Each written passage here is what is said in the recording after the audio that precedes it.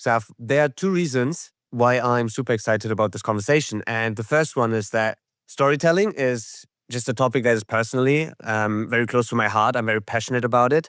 And also, I'm a big believer in the saying that the fastest way to change someone's mind is a story well told.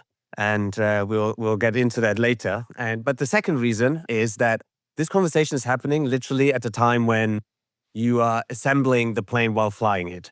And I think that's something that everyone can relate to because you have a dream and you're taking all those actions to navigate the maze, the struggles, and trying to project that dream into existence.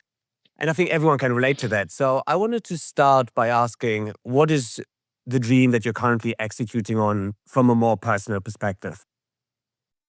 There's a lot there. I love that expression about changing people's minds through a good story. I think that's yeah, fascinating. Yeah, storytelling is kind of as ancient as us. Such a fundamental kind of human trait, and to be finally working in a space in an industry where you get to be surrounded by like the most creative people, telling stories for a living, like it's a lot of fun. Yeah, in terms of like the vision and why personally, like why it's so exciting. I think there's two ways to think about Wonder. I think one is like from Justin's perspective, who's our co-founder and chief creative officer. This has kind of been a life mission for him.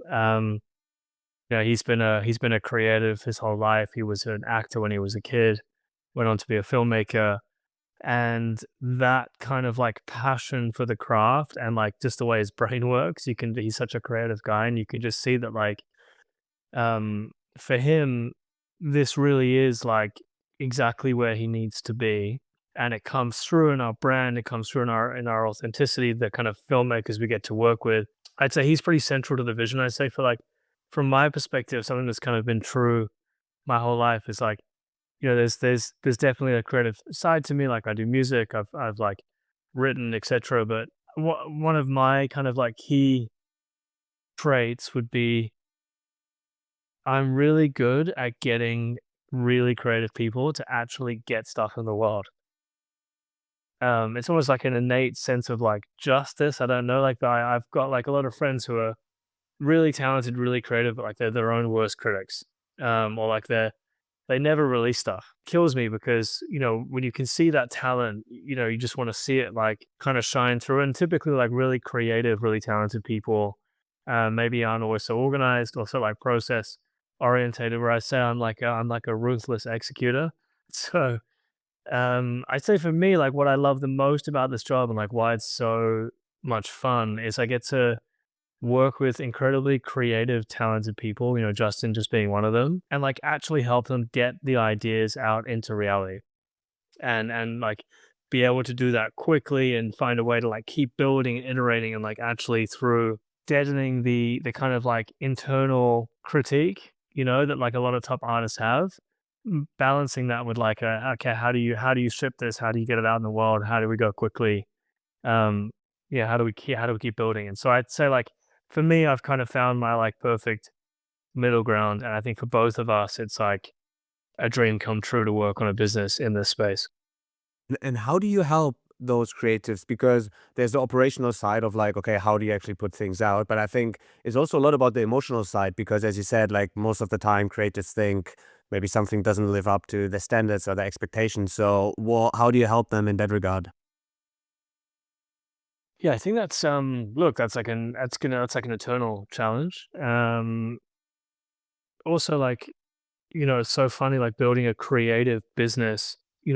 Before this I used to run a business called Turo in Europe, and I worked at Deliveroo and I worked at Uber, and so I'd always kind of be surrounded by like, really talented but like more kind of operational people, or people that are like used to working in a tech startup, or like, read their calendar or respond to emails. Whereas like I think Wonder, we work with a lot of top creatives and obviously a lot of great operational people, producers, etc. Harry, our head of production, is very long suffering. The first thing that's really interesting is like it's not just this kind of protectedness around the craft, also like the different ways of working for creative people. And like they sometimes need space, or like, it doesn't, you can't really like fit people into the same kind of boxes that you would otherwise, like just scaling and running a normal business. And so I think a big part of it is like learning to meet people where they are, and like identifying talent that also has like what Justin and I call like the dog in them. Because you can have a lot of really talented people, but like they maybe don't have the drive, like the internal burning drive. And I think like you kind of need that dog to get over that like insecurity or that fear of like it's never quite good enough. And so we try and find people that have that like dog in them. And then it's a bit about like creating the conditions for them to flourish. And I think like we're going to be moving office in the new year, in this quarter, to an incredible space in East London. That's going to be about like really creating like a cultural hub for top creatives. And I think like meeting them where they are. And then lastly, it's just force of like personality, force of instinct. Eventually, you have to just get things out and you have to move on, otherwise you get stuck. One thing I noticed by looking at your life, you already like touched on it, that you have those, seems like you have those two sides, which is like one very much related to like high intensity environment, startups, and the other one much more creative. Like you mentioned, you're a musician, singer. I was wondering like what earliest context of your life set you up for or had an influence on those two distinct sides. Hmm. Yeah, that's so interesting. I'd say that so from a business perspective, it was like fundamentally grounded in a desire to just to like control my own destiny. Um, it's a long story, but I moved country like 5 times growing up. Didn't have like necessarily like a lot of control over like where I lived and how I worked and all that kind of stuff.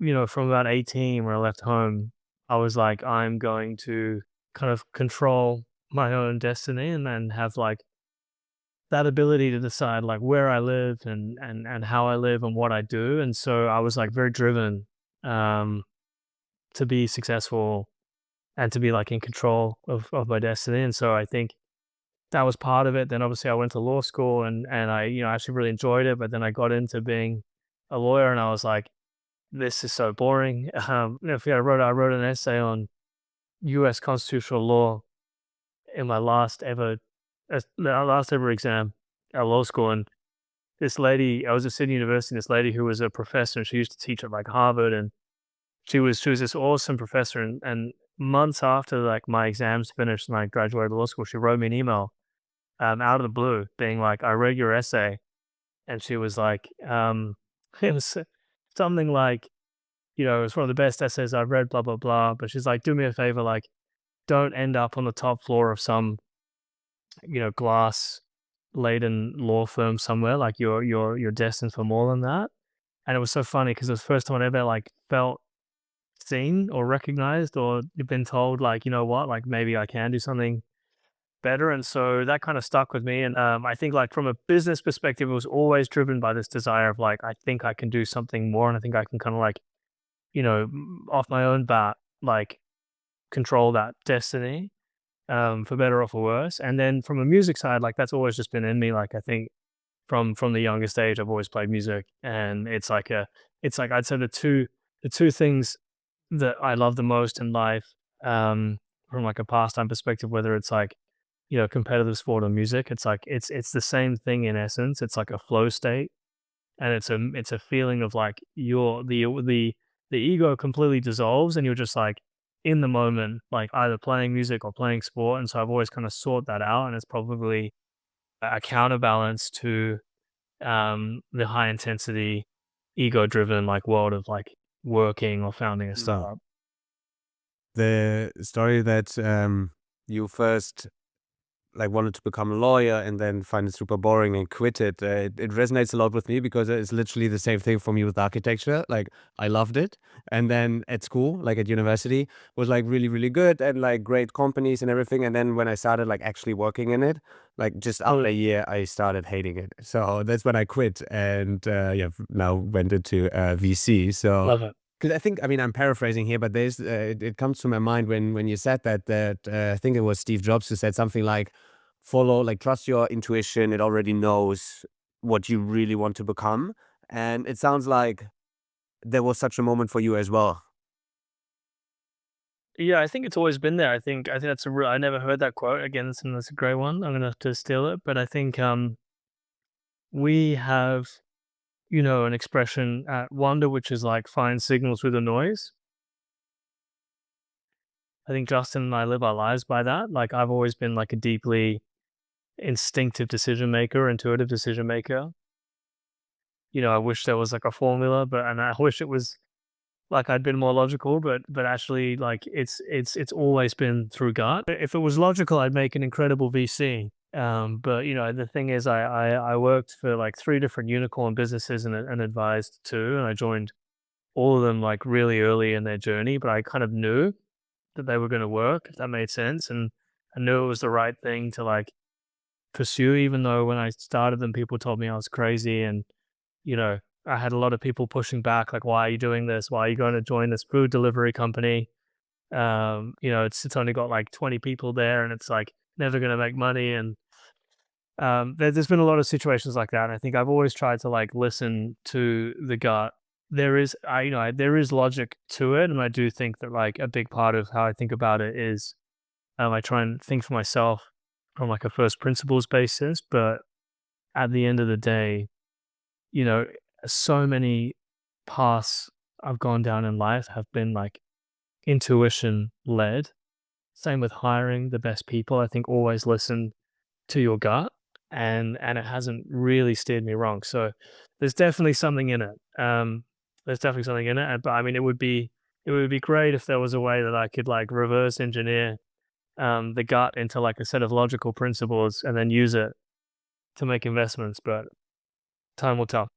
I think there's also a power to it to not be able to do it because I am more on the logical side. And I'm sometimes, because in the end, you can find a logic to everything. So then it becomes quite difficult, like from a logical point Mm. of view, what actually makes sense. So I think there's also an advantage to it. Okay, you work for, you said Uber, Turo, and Deliveroo.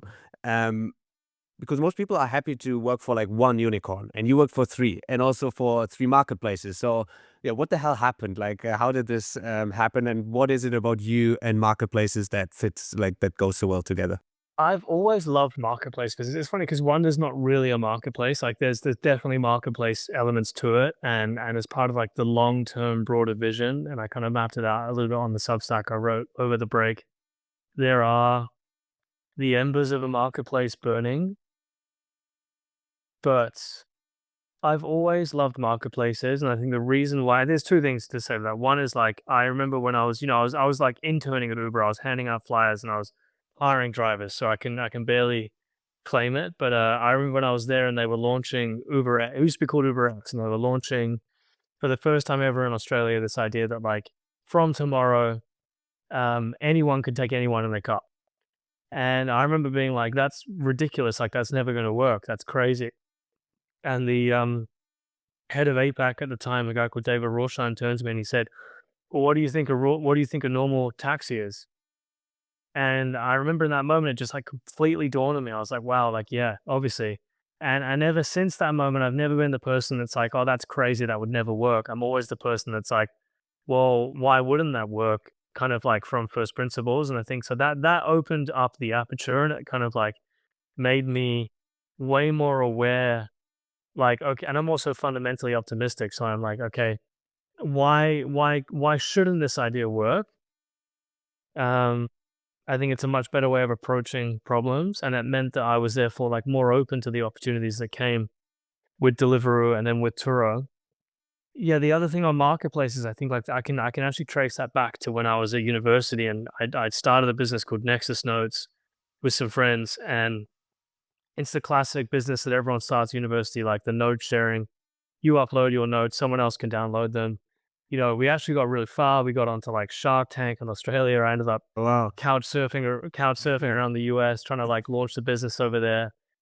But I remember like vividly, we decided that we wanted to launch America, and we were like, sitting in this room in Sydney, Australia, and I'd like connected with like 500 students from the University of Austin on LinkedIn and convinced them to upload their notes. And we just started running our first paid ads, trying to figure out like would this thing work. And it used to be a WordPress website, and you can track people on the WordPress website through Google Analytics. And I remember having my Google Analytics up and like watching the users like suddenly come online in like Austin, Texas, on the other side of the world. And I saw like the pages, and I suddenly saw that someone had gone from like search, like astrophysics, and I saw like someone was clicking, and I saw someone was clicking on checkout. And I remember just like pausing and staring, like, oh my God, it's gonna work. Yeah. And then like boom, the notification comes in and someone's just bought a set of notes, I think for like $15 or something. And I remember just just running around the room with my friends being like, I can't believe this worked. And there's always been something so fascinating to me about marketplaces, which is this idea of like you create the space for like two completely random people to connect and interact and like exchange value. And like it can happen at any moment, anywhere in the world, across cultures. And I've just found that always like the most interesting problem to solve. And then once you become good at solving it, it's the same pattern every time. So you kind of, I guess you're just drawn back into it. But yeah, weirdly, I've just been allured to marketplaces. What can I say? It's one of those things. Because also marketplaces are very difficult because you have, I think, this chicken and egg problem where sellers won't join without buyers, and then buyers don't come without sellers. So what do you think is the most important thing that you learned from getting those marketplaces off the ground? It's always about quality supply.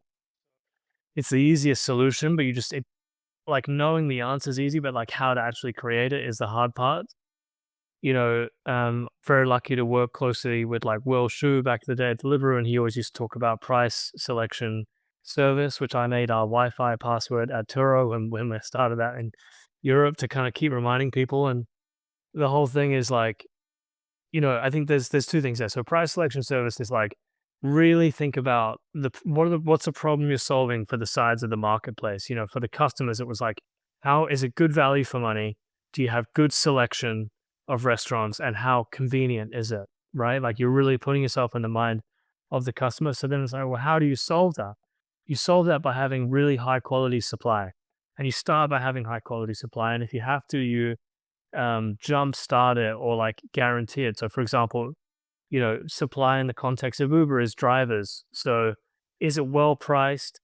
Is it how long do you have to wait for a pickup? Right. So the first time someone experiences the app and opens it, is it a 25-minute wait time and like a crazy expensive price? Or is it a 2-minute wait price, 2-minute wait time and like, cheaper or more or comparable to a taxi? And so um what Uber would do is they would like guarantee rider earnings. So the riders would, sorry, drivers, I'm getting confused with driver earnings. And so, you know, even if there weren't any trips, if a driver logged in between these hours and these days, they would be guaranteed to make this amount of money. Then eventually when the marketplace got liquid enough, you can like start to remove those guarantees and you can do like the earnings can get higher. And it's the exact same with Deliveroo. Deliveroo was all about like when someone opened the app, it was a three-sided marketplace. So you had that issue with the riders, but then you also had this fundamental question of like, when I open the app, do I see the restaurants I want to see? And I remember like vividly the day we got Nando's on the platform in London, and everyone went crazy, and they're like, "Oh my god, Deliveroo has Nando's!" And so you start with high quality supply, and then the rest will follow. When you said that, do you think, what would you say? Do you think podcasts follow a similar principle? Because I'm thinking of like, you want high quality guests, but usually they don't come without listeners, and listeners don't come without great guests. So there's probably an answer to that as well. What do you think? It's the same thing, yeah. I mean, you just gotta. I mean, look, gotta start with you got some great quality here, actually, but you gotta start with high quality supply always. And so that would be like if I was starting a podcast, I would go like, okay, who can I lean on that I know and like through my network and through friends, etc., who will kind of do me a solid and Mm. um come on to the podcast early and like really focus on like, high quality supply as much as you can and not dilute that so that like, people who their first experience with this product are like, oh, okay, that was really interesting. Or like, there's this person I really wanted to hear speak. It's not about volume. Even though I'm guessing the algorithm is probably dictate that it is. I do think you have to solve quality supply as your first issue, and then figure out how do you make that scalable. Because once you've solved quality supply, other top people will want to come on, and then the audience will grow itself. But it is always a supply side issue to start. I mean, I completely agree with that, which is why I'm having you on the show. um, Appreciate it. you also mentioned in one interview that you've done your time as mercenary and that now you're excited to do your time as missionary. Like, what do you mean by that?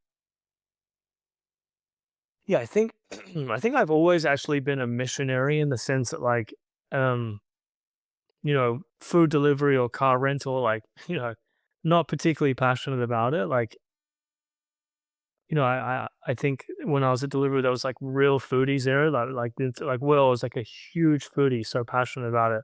Comes through in everything he does. Same with a lot of people that work there. Um, Whereas, I do love. I used to get nicknamed food as called like food as fuel by my friends who are like really into their different chefs, etc. The thing is, I do actually love food, and like I feel like I do do have an appreciation of it. Maybe probably not by like the Deliveroo standards, but I guess like I was missionary to the extent that like I was truly passionate about building something, and I used to find the problem sets Mm. really interesting until I didn't. Yeah. So for like the 2 to 3 years I was at Deliveroo and in the early days at Turo, like I was really passionate and driven because I was like fascinated by the problems we were solving until I kind of solved them, or like built teams that were able to solve them. Um, but that like passion got me a long way, and it was missionary to the extent that I was like, with every fiber of my body, I was like, I really want this to succeed. And I would like on my downtime, on my quiet moments, there wasn't any distinction between the job and me. It was like I'd always have be thinking like, oh, how can I do this, or this could maybe work, or it was a mission. I wanted to like make it succeed. But the difference is eventually like once you've exhausted like the hard problems and you've like got the ship set up and it's sailing or the plane's flying, to use the earlier analogy, you know, it's like, well, what endures, what remains? And like in both those cases, there was just like a husk of, a food delivery problem or a car rental problem where I think like what's really fascinating about Wonder, and there's two things that I think like really do make it like missionary. One is like it's ours, like it's like the team at Wonder, we all have equity in the business. Justin and I, obviously as founders, like it's like core to who we are. It's what we want to be doing with our time, and it's like it's the journey like we both are choosing to be on. From like a we created it perspective, not from like we need to just like pay the bills perspective. So that's one, and then two is that when you really strip back some of the things you're working on, because at the end of the day, like all businesses are just a series of problem solving and pattern recognition. But when you like sit with what are the actual problems, or like what are they going to, a lot of it's like developing and creating, hopefully, world changing stories that like resonate with millions of people. It's working with really creative people. And like from my perspective, that is just like such an incredible way to spend your time. It's like endlessly interesting. I agree. And what I mean, talking about Wonder, like, what is the moment that sparked the idea that you then formed into a business? It was actually a very specific moment. So I was at Turo and I was like really bored. I'd been there for like 6 years. I had decided to like kind of create on the side a film rights vehicle with a friend of mine who'd been in the film industry for like 30 years. Because I saw that there was a really interesting opportunity to kind of buy the rights to American, UK films, but for like foreign markets like France, etc., and then be able to um, kind of sell them. The same thing was happening in music with people acquiring music rights. And so my friend, who was really an expert in the space, had taught me about it. And I was like, that's really interesting. We can probably raise, some small amount of money from like kind of friends and family and create a vehicle and buy some rights and see if we can make it work. And, it was working. It did really well. and we acquired the rights to a Sylvester Stallone film called Armored for France. So we acquired the French rights for that film. Sadly, the guy that played Stallone in France had passed away, and so like he was a very famous voice actor called Alain Dorval. And so I kind of had this idea. I was like, well, it's just the two of us. I was like, why don't we try and reach out to someone at Eleven Labs, which at the time was like a multi-$100 million business. And I was like, why don't we try and bring this guy's voice back? We can work with his estate. We can try and like do a trailer using his voice. And so through that process, I met Justin. We were able to actually do that, funny enough, which is a harder story. But I was with Justin, who was the creative director at Eleven Labs at the time, in the south of France at the Cannes Film Festival. And like, I didn't know him so well, but like we got on well when we caught up the first time. And he was like, "Where are you? I'm at the promenade. Like, do you want to get a drink?" Mm. And it's like a beautiful sunny day, and we decide, okay, why not? And so we sit down and we order this bottle of rosé, and we start talking about all things like deep down the rabbit hole on like evolution, philosophy, AI, etc. And he then shows me a video of something that he's done in his spare time, which was a trailer for an Alice in Wonderland film. And this thing had got millions of views online, and he just kind of done it in his spare time. And it hit me like a lightning bolt. I was like, I thought AI was going to completely pass me by. I was like, I'm kind of a marketplace person. I'm like, on my days, I'm no longer on the cutting edge. Like this whole thing has passed me by. I'm out of it. Um, and it was the same feeling when I had that conversation with the guy who ran Uber about what's a taxi. It was the same thing when I walked into the Deliveroo office. It was the same time at the CEO of Turo. Same thing. I was like, okay, wow, boom. Like this is going to change the world. I knew it. And so we watched the trailer. I sent it to a friend who ran a production studio. She came back and said, could we do this for a teaser for one of our films? And there and then, like the company was born. And so we actually called it Rabbit Hole Labs off the Alice in Wonderland teaser, which is the official company name. So that was how Wonder started. And what gave you, I mean, you said you actually like you immediately knew that this is going to change the world, but like what gave you the conviction to actually act on it? Goes back to your earlier question. It was like a deep instinctual knowing. Like it was like it's gonna sound ridiculous, but it was like it had already happened. I was like, this is it. I just knew it. And I couldn't, it wasn't even like this like calculation of like, oh, this is going to lower production costs by X, and this is going to open up creativity by Y. It was like, this is a fundamental paradigm shift in like how creativity is going to work in future.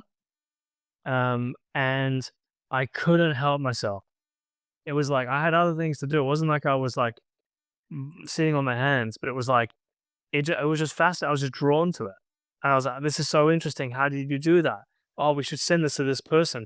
And I just started doing and making and create, like, Justin creating, me like connecting. Yeah. And I couldn't stop. It wasn't like I chose it. It was just like it was happening.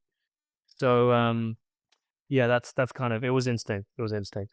And you mentioned you shared an interesting post a couple of weeks ago, which was both a reflection and also an outlook on Wanda 2026, and you called it the year of the flywheel. So could you talk about how Wanda is set up as a company? Yeah, happy to. So yeah, I think 2025 was like the year of building foundations. We started at this time last year. We still didn't have any employees. Justin and I just raised the pre-seed round, which was like a $3 million pre-seed led by Local Globe and Blackbird. And we kind of launched officially in April. We ended the year, you know, we did over 6 million. Sorry, we did over 1 million in 6 months. Not 6 million. We had like this crazy start. We ended the year with like 30 employees and like across like LA, New York, San Francisco, London. Um, Worked with some of the world's biggest artists. Had all this kind of crazy rapid journey. Raised a $12 million pre-seed in October from Atomico. But so much of that year was like foundation building and trying to set like the kind of four pillars that like this year we think, now that that's been laid, they're kind of primed to start like reinforcing each other. And so there's four kind of key pillars to the business. One is agency, which is kind of our cash flow. It's a very simple business model.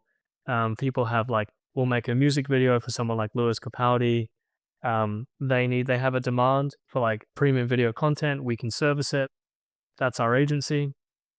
We've then got our IP business, which is all about how do we help like filmmakers become founders or artist entrepreneurs? How do we kind of disrupt the traditional studio model where like if you're a great storyteller, you have to give your rights away and your IP away, because producing it into a film costs $40 million. If we're able to lower the barriers to kind of Hollywood grade production, can we partner with storytellers and like start to develop IP together? So there's the IP side of the business. There's the technology side of the business, which is the story engine, which is fundamentally um, a workflow problem set. So when you're creating content for the agency or IP, how do you create that content at scale in a way that's like technology agnostic? So you're working with the different underlying models, but there's a lot of like collaboration challenges across like different creatives or traditional filmmakers.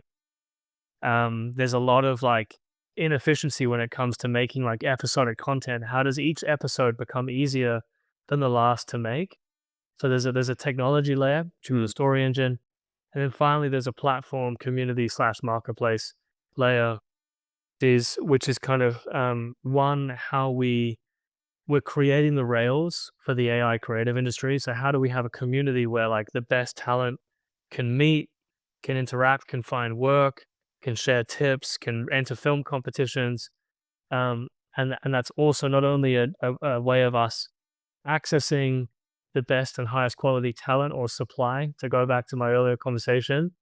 It's also a way of us solving distribution. So having a fan base, having an audience where we can release our stuff. And so we set up those four pillars, and ultimately, like, I direct people to the post, but there's a way in which each pillar kind of reinforces the other. So, agency work generates cash flow. It also like allows us to build out our proprietary technology on paid projects. IP increases our brand awareness, which brings in agency work. The platform community unlocks access to the world's best talent, which we use in the agency or the IP. The IP builds fans and an audience, which we direct back to the platform and community. So it's hard to explain in verbally, but like essentially this year is about connecting the dots between those parts of the business and getting that flywheel to turn. I mean, I read the article, so I think on paper and how also you explained it, I think it makes a lot of sense how the flywheel operates. I was just wondering that usually one would say startups, the main advantage they have is that they focus relentlessly on like probably one thing. So I'm wondering like how do you think about it of diluting the focus, for instance, while building software, while having the agency, a platform. So it's a great question. So I think it seems like there's four different distinct businesses, but actually like they're all reinforcing under one. And so like it's part of how we articulate it, but like there's another way of articulating that, which is agency and IP are just two different ways of monetizing the same thing, right? Which is high quality storytelling and like video creative content, right? That's ultimately what it is. It's just in one example, someone's paying a services fee because it's a commercial. In another example, it's just we're deriving revenue through like streaming rights or royalties or license fees. But at the same time, it's just premium quality content storytelling, right? It's just monetized differently. But then it's like, how is that content created? Well, it's created from a story engine. So, and the thing there is that we are actually applying the most amount of force on the smallest amount of surface area, because we're not trying to build our internal tooling as a B2C or a B2B product. I think if we were trying to sell story engine to like major streamers or major advertising agencies, I think we would have too much diffusion of focus because we would have two revenue streams. But actually, and that time may come, but not until we are in a position where that technology that we've built for our own benefit is so useful that, and we're in a stable enough position that we can then find ways to go, okay, maybe now we actually start to license elements of this underlying technology. So it sounds like there's a diffusion of focus, but actually it's more about like how that business is articulated Yeah. versus how it's built. Comes all down what you said earlier to quality supply, probably the top, and then you just have four pillars supporting that. Quality supplies is the level is the creatives that work in the business. So we kind of live and die by like, are we able to attract the best talent? Obviously, the community platform we've created in the Wanda Studios app is where all that talent kind of lives. And we've like open sourced that. It's like we were able to start with very high quality supply. Justin created the WhatsApp group years ago that has a community that basically has everyone from the creative director of OpenAI to DeepMind to all the leading filmmakers all in one space. So we started with that quality supply, but the quality of the work that we create, the stuff we put out into the world, that acts as a beacon for the future, for more people to arrive and join the community, etc. Yeah. I want to go back. You mentioned that you did the music video for Lewis Capaldi, and I think people probably don't understand like how big that is, because like how like 1 year ago like you didn't have anything, and then half a year later like you made a music video for one of the world's greatest artists. So how do you get there? Like what? Or how did you get in touch? Like what's the story behind that? Yeah, I mean, there's an even crazy. I mean, we may have even worked with Taylor Swift, so like it was a pretty wild year. So how do we get there? I think look, that came through a relationship with Google. I think we did a really good job early of like establishing ourselves as like the preeminent or one of the preeminent studios in the world that knew how to blend traditional filmmaking and storytelling, like craft, with AI. So if you think about like if there's a kind of graph where you've got like AI literate on one axis and like highly creative or like, quality storytelling on the other, we try and be in that like top quadrant. I think that it came down to quality supply from day one, working with the best artists, but also coming from like working with like Justin is a key part of this. He comes from a filmmaking background, he comes from an advertising background, he's worked on incredible projects. It was a timing thing. We were early, but we were known quickly as having that like rare blend of like high quality storytelling with AI literacy. And that is really like where we're trying to lean in as we go into 26 is like, how do we be the preeminent studio when it comes to like hybrid, blending traditional filmmaking with AI? We want to be the best in the world at that. One of my heroes is David Ogilvy. You probably know him. He's the co-founder of the advertising agency Ogilvy and Mathers. And I mean, this guy was just insane. He started the advertising agency when he was 40, I think, and just 10 years later, his clients were making him more money than the British Crown, which I think is unreal. But like he said something which is avoid excess in all things, and that is a recipe for dullness and mediocrity. Why I'm bringing this up is you are clearly like super driven. How do you think about excessiveness and hard work? Because it also goes against maybe a common wisdom, which is probably more like everything in moderation. That's so interesting. I like to say like success slaps you in the face and mediocrity kills you slowly. So you gotta lean in. I think one of the biggest challenges in this whole game is like timing and product market fit. So like you can work really hard, and you can toil away in excess and get nowhere, or just like kind of do okay. And that was probably me at Turo, if I'm honest, for the first few years at least, until I was less hardworking. But it was just a really hard business from a product market fit perspective. But I worked my ass off, and so I think that's actually more to do with it. Like Ogilvy, for example, like he had product market fit, he had talent, but like he solved a real problem, and like you only go from like nothing to working on Lewis Capaldi if you've got product market fit and the timing's perfect and the problem that you're solving, you're really uniquely positioned to solve it. Like success does slap you in the face, and I think that that's like hard work is not necessarily like the biggest indicator of success. Like so much of it is actually like timing and and having a really strong sense of like, are you like, that's why so many businesses like pivot and then all of a sudden it's like boom, Mm. so I think that's a much more interesting framework to think about of like, it's more about like, have you timed this right? Do you have the unlock? Because then the hard work won't feel like hard work. For example, like I do work insanely hard enough, it doesn't feel like work. And that's the reality. Sometimes you can quote me on that. Sometimes it feels like work. But for the most part, it doesn't. And the most part, it's like no one's like forcing me to get up and do something or like respond to this email or whatever it is. It's because like I'm actually excited and I'm like, that's a fascinating. Like, oh wow, look, this thing's just that could do this. And so, it's a hard thing to answer. It's like I don't see it as excessive because I don't see it as something where um, I'm like not wanting to do it. If that makes Yeah. sense. If it Not was like grinding in a there, way. there exactly. Like there are probably times where I'm like, you know what? Like, I actually said it last night. I'm not going to look at my phone. It was like 8 p.m. I'm not going to look at my phone. I'm not going to respond to anything. I'll deal with it in the morning. I think that all that stuff's like super healthy and like really important. But if you are in the product market fit, like rocket ship phase, it doesn't feel like hard work. It doesn't feel like excess. It feels like flow. I like that take on it.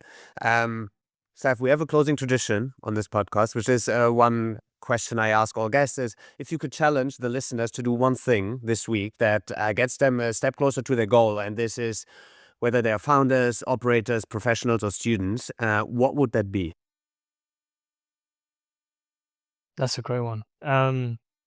So this is probably a cliche, but like I'm a huge advocate for like zero to one. I just got the book for a friend of mine. Um, so how I like to operate always with any big ambitious idea or project or thing we want to do at Wonder is what's the fastest, simplest, easiest way to validate whether that actually is going to work? And I think a lot of people waste a huge amount of time trying to like concoct up the perfect strategy. It's another way to think about it. It's like I'm actually quite lazy. Like I always think about like what's the shortest, fastest route to figure something out and get somewhere. Like, it's like hire lazy people because they're going to solve the problem in the fastest way. And I think if there's anything you're like thinking about building or wanting to do or like these grand aspirations, I would challenge people to boil down to the most simplest, rudimentary, like ruthless way. How do you just test if there's even traction here? Because it goes the whole way back to that product market fit thing. Like you need to be spending all your initial days just searching for that like signal. And then only when you find the signal, running at it with full speed. Thank you so much for this, Seth. I'm super impressed by what you're building. And as I mentioned at the beginning, I'm a big fan of the creative work that you guys are putting out. But even more so, I'm really impressed by how you steer the boat. I think there is a genuinity and a clarity of intention and purpose in there that is very rare. So, yeah, thank you so much for sharing your story with I appreciate it, man. You're a legend. Thank you.